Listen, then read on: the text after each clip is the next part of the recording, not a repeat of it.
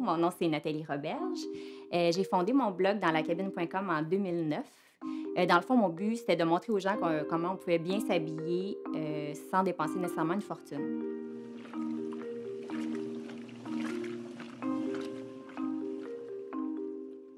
Le but premier, c'était de démocratiser la mode, expliquer brièvement les tendances, les agencements, puis faire des recommandations de morceaux aussi que je trouvais en magasin. De fil en aiguille, je suis devenue styliste personnelle et ensuite styliste pour la TV. Souvent, je trouve qu'on fait les mauvais choix. Par exemple, on va acheter plein de bracelets tendances qui sont pas chers, puis au final, quand on additionne le coût, ça revient au même prix qu'acheter un bracelet de designer local. Je trouve qu'en achetant un bijou local, il va avoir une valeur sentimentale, on va être fier de le porter, puis on va peut-être même le léguer aux futures générations. Quand on pense aux essentiels d'un garde-robe, il y a entre autres le jeans bleu.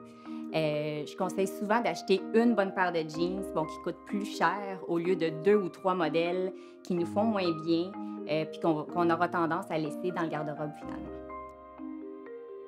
Il y a tout un autre monde parallèle d'achat qui existe aussi, c'est la vente en consignation. Donc, on se débarrasse des items qui nous font plus, par exemple un jean trop petit, une paire de talons qu'on a porté une fois.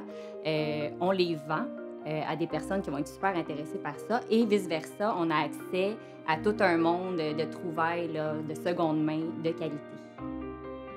J'aimerais ça faire réfléchir les gens parce que moi-même, je suis dans ce processus-là. Avant, j'achetais plutôt en grande quantité, en moins bonne qualité.